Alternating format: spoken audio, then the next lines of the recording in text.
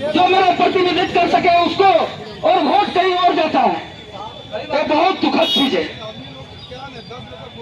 ये ईवीएम एक टेक्निकल चीज है। जिस तरह आपके पास एक मोबाइल है उस तरह एक ईवीएम बना है, और ईवीएम जब टेक्निकल से बना है तो आपका मोबाइल को हैक कर दिया जाता है। आप सुन रहे होंगे कि तमाम जगहों पर साइबर अपराध होता है, सुन रहे होंगे, देख रहे होंगे।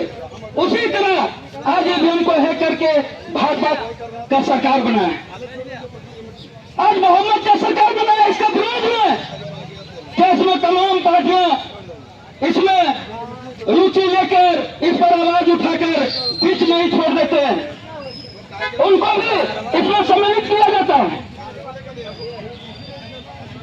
आज ईवीएम के विरोध में अगर हम लोग एक साथ खड़ा नहीं हो तो हम लोग का अधिकार हम लोग के साथ नहीं रहेगा। साथियों, आज जाति जनगणना को लेकर आज भारत बंदी किया गया।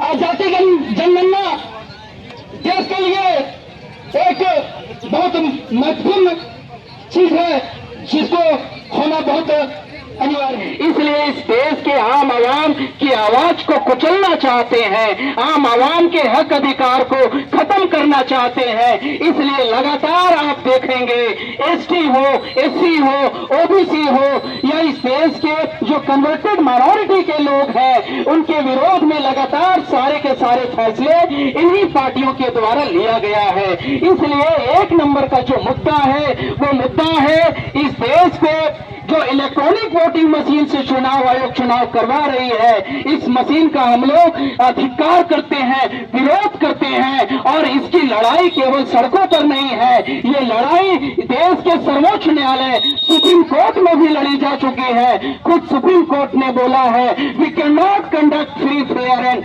Transparent election by electronic voting machine, यानी कि इलेक्ट्रॉनिक वोटिंग मशीन से साफ सुथरा निष्पक्ष चुनाव नहीं हो सकता है। ये हम लोग नहीं बोल रहे हैं, ये सुप्रीम कोर्ट के बैठे जज लोग बोल रहे हैं। और सबसे पहले मशीन के विरोध में जो मुकदमा दायर किया गया था सुप्रीम कोर्ट में, वो भारतीय जनता पार्टी के लोगों ने दायर किया था कांग्रेस के विरोध में। जब कांग्रेस की सरकार 2004 और 2009 में सरकार बनी थी, केंद्रीय सरकार बनी थी, भारत सरकार बनी थी, तो इसी दो सरकार 2004 और 2009 के विरोध में भारतीय जनता पार्टी के वरिष्ठ नेता लाल कृष्ण आडवाणी और मुरली मनोहर जोशी सुप्रीम कोर्ट गए। और सुप्रीम कोर्ट जाने के बाद उन्होंने आरोप लगाया कि 2004 और 2009 की जो सरकार है वो सरकार ईवीएम से धोखाधड़ी करके सरकार बनाई गई है। और फिर 2009 के बाद 14 में बीजेपी की सरकार बनती है, 19 में बीजेपी की सरकार बनती है और 24 में भी बीजेपी की सरकार बनती है। और ना जाने कितने साल बीत जाएंगे,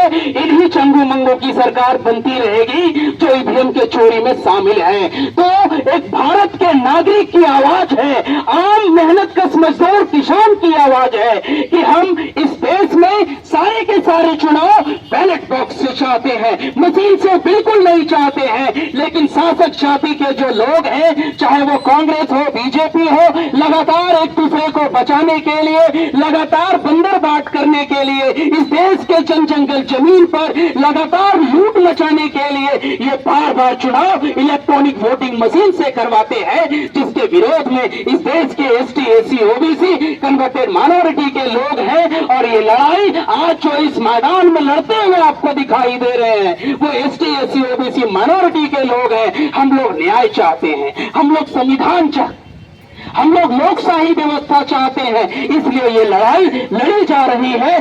दूसरा जो 2 नंबर का मुद्दा है वो मुद्दा है हम लोग ओबीसी की कास्ट बेस्ड सेंसस चाहते हैं, ओबीसी की जाति न्याय जनगणना चाहते हैं। ओबीसी की इस देश में कुल जो जातियों की संख्या है वो 3743 जाति के लोग हैं। 1931-32 में जब पिछड़ों की जाति न्याय जनगणना हुई थी तो उस वक्त उनकी आबादी 52% की थी। आजाद भारत के 75 साल हो गए, इन 75 साल में आज तक ओबीसी की जाति न्याय जनगणना नहीं हुई है। तो हम लोग चाहते हैं कि ओबीसी पिछड़ों की जाति न्याय जनगणना हो और इस देश के जन जंगल जमीन पर 100% आरक्षण प्रणाली ला करके इस देश के एसटी, एससी, ओबीसी, माइनॉरिटी और जो गरीब किस्म के लोग हैं, जो समाज में अंतिम पंक्ति में खड़े हुए हैं, उनको विकास की मुख्य धारा में जोड़ने के लिए उनको भी प्रतिनिधित्व दी जाए। इसलिए हम लोग ये चाहते हैं कि 100% आरक्षण प्रणाली तभी संभव होगी जब इस देश में जाति निहाय जनगणना होगा।